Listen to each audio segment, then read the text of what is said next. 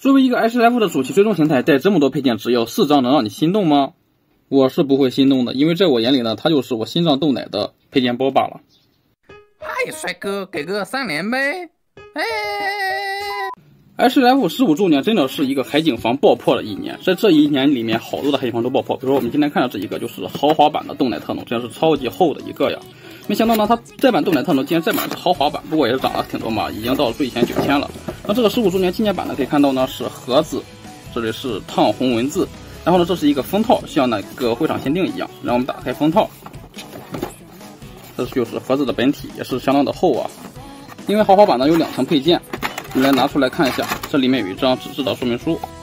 第一层呢是一个主体无对手型，2个替换小车，1个替换头。下层呢就是好多的替换武器，还有轮胎。然后就是还有一个15周年的纪念地台。我这个买的是2手的嘛，卖家都懒得拆，我也是懒得拆了。这玩意儿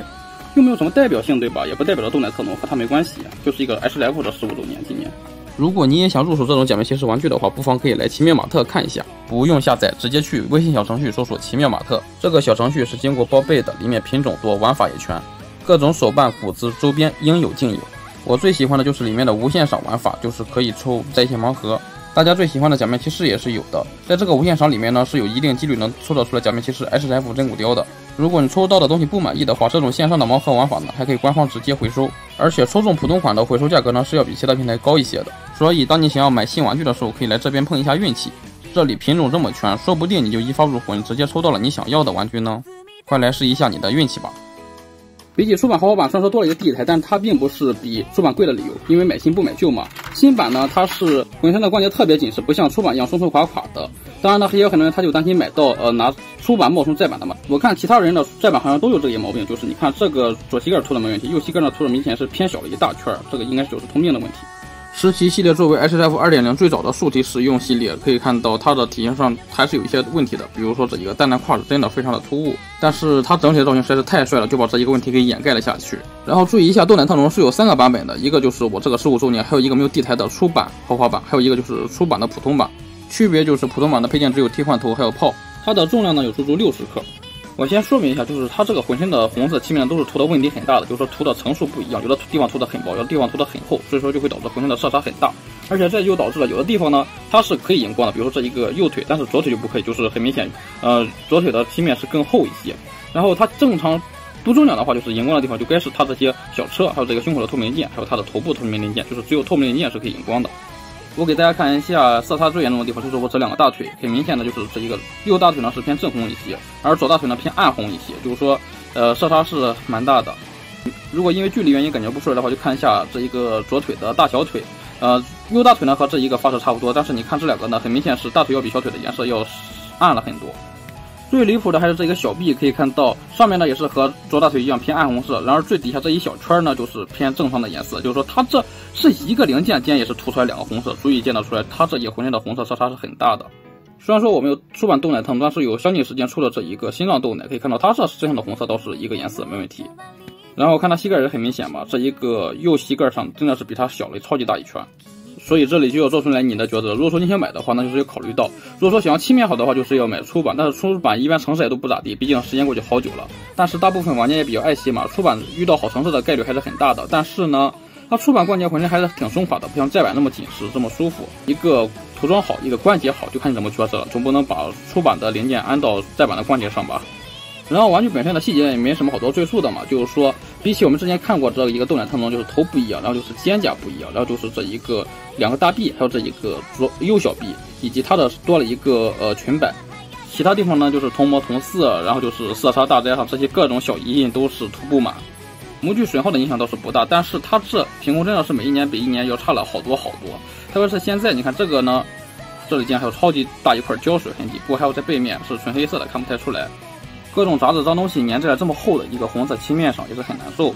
估计你也是拆的8、9不离十了，就是大名鼎鼎的百辉厂做的，不然的话怎么可能会这么脏呢？其他地方我们之前都看过嘛，重点看一下它的头部，可以说是非常的帅气。你看这里还有轮胎的各种元素，是一个赛车造型。脑门后面竟然还有这么一小块精细的遗印，还有各种 logo， 各种车灯的造型。然后它的眼睛呢，应该不能叫复眼了吧，应该就叫车灯吧。你看它像那个栅栏一样的造型，其实也可以理解，毕竟人家是警察嘛，弄一个像监狱里面的这个栅栏也没啥问题。轮胎上的隐隐不对称，这个不是重要，它本身就是这样设计的。然后其他地方区别就真的不大，就是这一个肩胛，也是一个车门加车轱辘，然后一个小肩胛，这上面有很多机械纹路。两边大臂呢都是有这个白色线条的，和这一个左胳膊一样，背后呢也是这种丰富的机械纹路。只要不看胶水痕迹的话，还是非常舒服的，只不过是纯黑色。反正背后的机械纹路都是黑色，所以说呢，它细节做再爆炸也没关系，都不用担心分色的问题。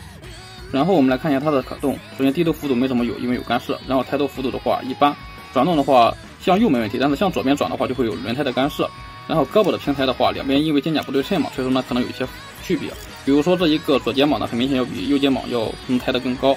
大风车没问题，然后大臂的平转，胳膊的曲轴呢能够达到90度，另外一边呢是能够达到接近100度。手腕的可动不算很灵活，胸腰的可动非常一般，也很紧。不知道会不会像那个心脏动奶一样，它这里是通病容易断掉，就是会变得很松。上半身的主机感呢是很舒服，但是下半身呢是紧的要命。这样的话，侧地幅度是能够接近1字马，但是另外一边呢会差一些，因为会有这一个干涉，所以说要注意一下，不要把它从腰带这连接处掰断。前踢的话90度还是没问题的，后踢的话也就是15度，大腿钉可以自由平转，屈膝的幅度是能够达到120度以上。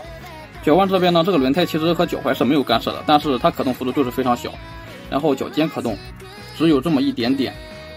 关于它的配件的话，不看腰还有手腕上的这4个小车之外呢，还有这么2个小车。这2个小车呢就是一长一短不同形态嘛，只不过你看这个长的好像和手腕上长得确实是一样的，只不过就是连接方式不一样，手腕上的是装，它呢是动。然后手型呢是5对，除了1对握拳手呢，其他4对全都是武器握持手，因为它有1、2、3、4、5个武器需要握持嘛，所以说就针对不同武器用了不同的4对武器握持手。如果你买的是出版普通版的话，那配件除了上面介绍的之外，就是这一个图还有这么一个炮了，没有其他的这些配件了。所以手型方面呢，只有2对替换手型，就是握拳手还有这么一个拿炮的手嘛，因为它没有给你这些其他的武器，所以说自然也没有给你配备其他的3对武器握持手。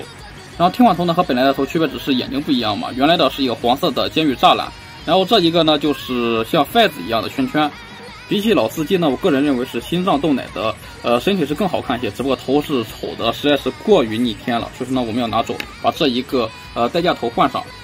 我们之所以会买豆奶特呢，就是因为它带2个头嘛，这样的话多余的这一个代驾头就可以给它安上了，这样的话就会变得更帅一些。你看代驾头的这个红黑圈圈呢，就和这一个裙摆图案还是挺搭配的，是吧？然后其他配件的话，首先就是这个 People Saver 轮胎嘛，可以看到上面的全都是这个红色透明零件，然后搭配的这一个就是救护的东西嘛，看心电图的这一个刻线，然后就是这一个也是可以拿下来的，这围了好几圈的这一个丝线，这一个线呢应该是铁丝的，可以自由凹造型，不过不要凹太过分了，不然的话收回去可有点费劲了。然后就是一个安全第一的轮胎，就是和这一个相互搭配的嘛，一个钻头。然后这3个武器的话，就直接和这一个轮胎搭配算了，省事儿。这个轮胎细节分色做的都是挺不错的，金属色很漂亮。然后这么小一个10吨的秤砣也就懒得吐槽了，它爱咋咋地。然后这玩意儿是个什么东西来着？是井盖吗？最后就是这么一个炮，是一个车的造型。我记得这个是方程式的武器吧。然后呢，它这一个是可以拽下来，这样的话就成一个把手了，这样就可以开炮。然后中间是一个透明零件，很漂亮，还有各种衣印。连接方式为动的小车呢，就是放到这里的嘛。轮胎的安装还是挺麻烦的，需要靠刀来把它撬开，然后呢装的时候还容易蹭漆。好的，以上就这一个豆奶特诺的情况了。如果大家所见，我还是推荐和这一个心脏豆奶一起搭配买。除了我个人认为它换上头更帅了之外，它还可以分担豆奶特诺的武器配件嘛，毕竟实在太多了，用不完。最重要的是，如果说你买的是再版，它的腿的城市还可以用这个心脏豆奶刷一下，因为它的印还有颜色没问题。然后就是注意心脏的这个轮胎，我们能成功拆下来，可能是用胶水粘上了。